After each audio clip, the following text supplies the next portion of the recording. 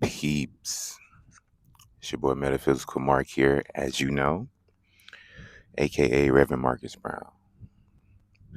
So I started a unintentional series called The Art of Understanding, and I want to play off of those words so that we get a better grasp of things in terms of understanding the art of things. Art in itself is very um, personal, which is why it varies from different individuals on how it's seen, how it's valued, and how it looks. So, understanding that, my awareness and my understanding is an art. It might not sit with everybody, but those that does sit with, and that it does resonate with, I want to honor the free expression of that for everybody.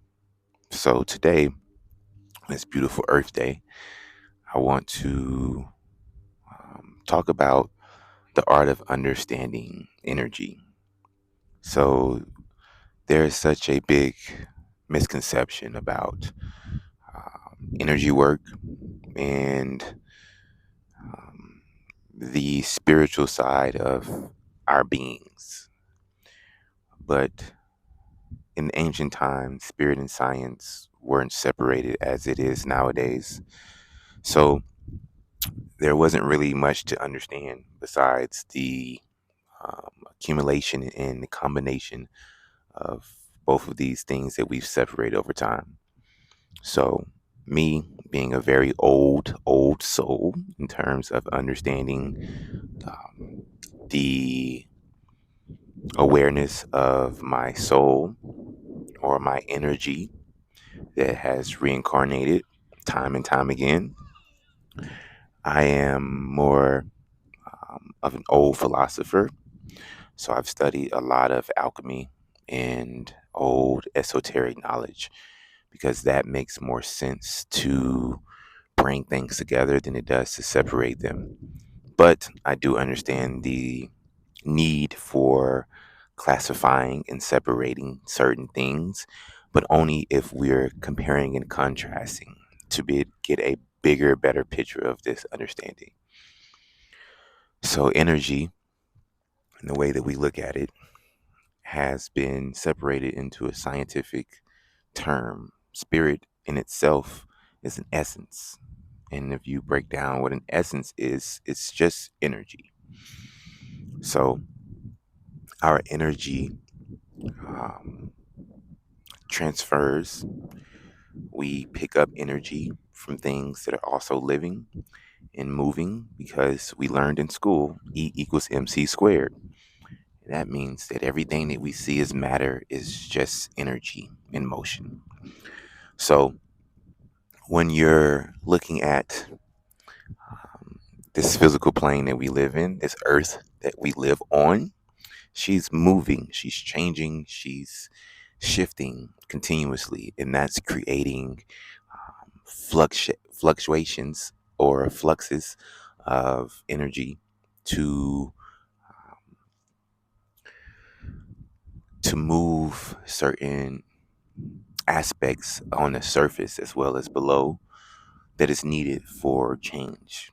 Like I said, change is the only constant that we have, and Earth is always shifting and changing. So when you look at how things come together, how things play, Mother Earth is one of our biggest assets, and yet we tend to forget that as human beings. There are certain ways that animals eat other animals, decompose other animals. The soil in itself is where those decomposed animals are broken down by mycelium, and that feeds the plants in the earth aspect of the greens that we see, which gives us the oxygen that we breathe. So, as much as we like to take ourselves out of this system, we're really a part of a bigger ecosystem, the same way that internally our cells are part of our internal ecosystem. Um, People tend to forget a lot about energy in terms of the sun in itself being so far away, and it gives us the vitamins that we need. And when you don't have that much sunlight, you get vitamin deficiency. And we also get seasonal depression because of it.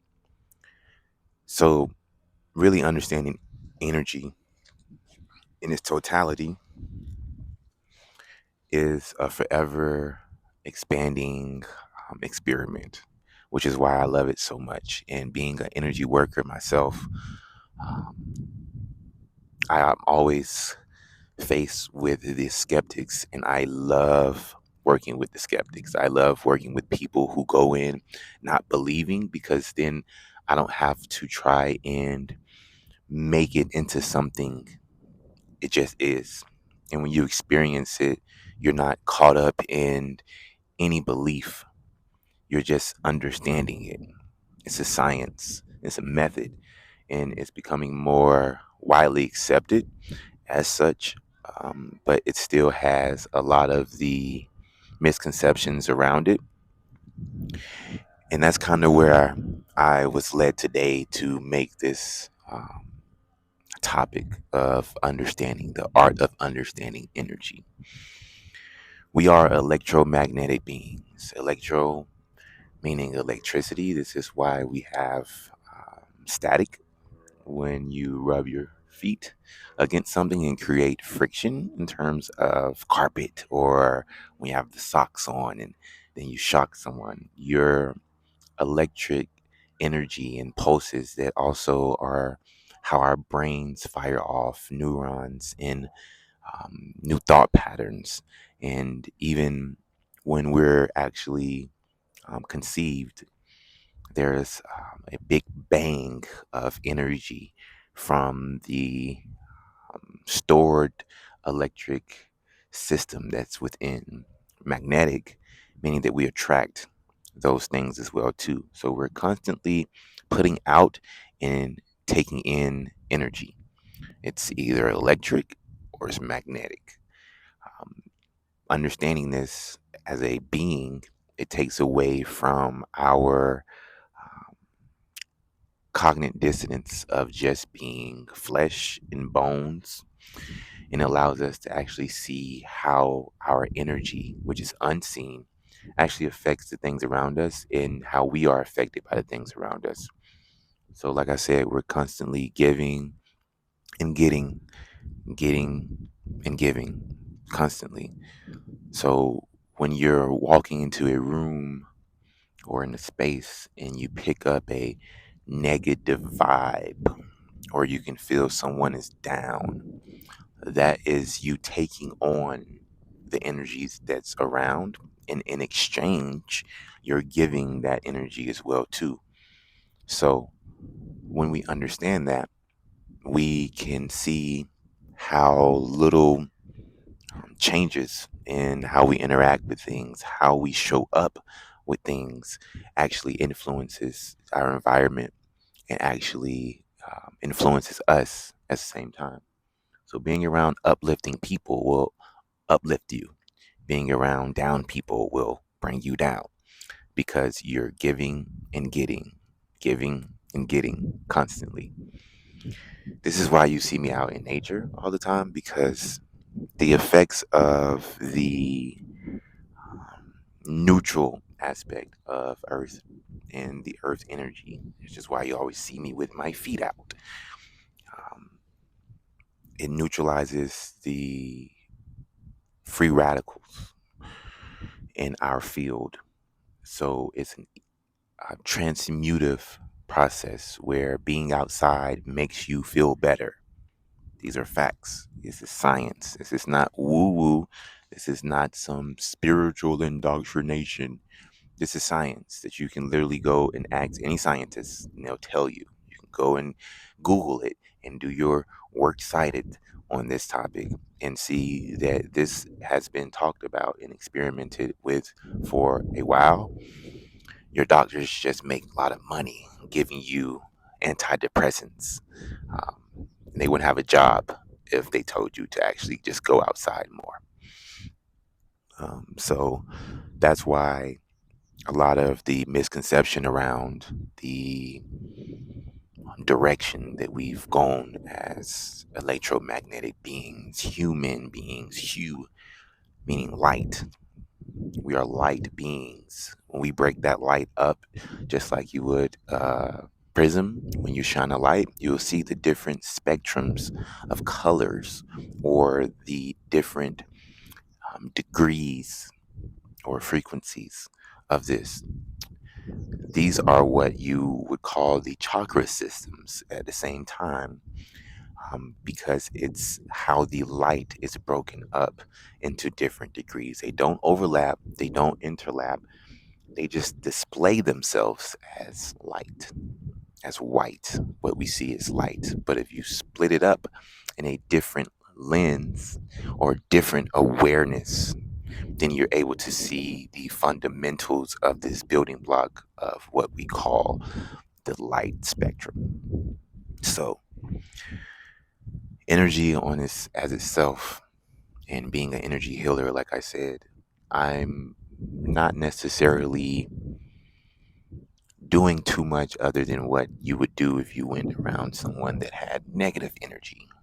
I just get myself to a space where my energy is flowing. I'm connected to the energy of the earth, in the atmosphere, in the universe, because it's always there. This is what Tesla called free energy. So, this free energy can help actually jumpstart or reboot another system. And that's where you see a lot of the electric pulses and stem therapy at the same time used with machines. When you're able to actually tune your frequency, you're able to do a very similar technique as stem therapy. This isn't anything that's new, like I mentioned. This is just something that we're coming to a head with here in the West, because we've been so docile with religious dogmas and stigmas for means of control. But that era is ending, and we're really becoming more aware of what we really are and the things that we need to be aware of when we're interacting with others. So, people will love to make it so woo woo, like I said, but I'm literally using a wireless transmitter to Bluetooth a microphone into a electric device that is powered by a battery and gets signals from a satellite that's in space that is directly streaming down invisible frequencies to a tower that's probably thousands of miles away from me, to be able to connect to my device based off of codes in order for me to receive the video and for you to also receive the video that you're watching right now. But that in itself, it's so magical, so out of the norm if you were alive 80 years ago, that that would be called woo woo. That would be called impossible. That would be called magic. That would be called um, the devil, when really it's science. So, magic in itself, what people call magic, is just science that is not yet understood. So, we've always been ahead of the curve. Those who are attuned enough to actually receive, we do. because, like I said, you are an electromagnetic being and you are a receiver. So, the same way a radio picks up on a signal, so do you. But have you ever um, had a radio that was out of tune, or there was no signal on the channel and all you hear is static? Well, the same thing goes with individuals. A lot of people are out of sync. They're not attuned to their natural frequency to receive anything. When we talk about receiving from guides and angels and different things, it would be the same thing as AM and FM radio. Your radio doesn't change to pick these up. You change the way that it's tuning. And when that tuning goes to a certain channel, you pick up that signal. But if you're not in attunement with that, you're not going to pick it up. It's scientifically proven that we have multi dimensions. It's scientifically proven that there is alternate realities as well because of the quantum field that we're now understanding. We as humans in this day and age, we have to have so much proof to understand things, when back in the days they didn't need all of that. That's why they were more advanced. They just understood and connected to themselves. They spent a lot of time outside. They spent a lot of time in nature. They spent a lot of time with each other. They did a lot of stillness. They didn't move as quickly as we're moving. And that is in itself has become a detriment to us collectively. We move so fast that we add extra static to our receivers and wonder why we can't even feel what we're feeling inside our own bodies, let alone what's outside of our bodies. So, like I said, we get energy from the sun, and people still don't understand or believe energy, even though they know that the sun gives energy. That's just cognitive dissonance. You can't believe one thing that is the same as the other, but then don't believe that because of your own belief system. That is where you run into the stickiness of the belief systems, more so than the actual truth behind what people are saying. So, the art of really understanding energy is knowing that the scientific proof is there. It's really your awareness around what that really means. We've been saying E equals MC squared since the third grade, but yet nobody knows what that means.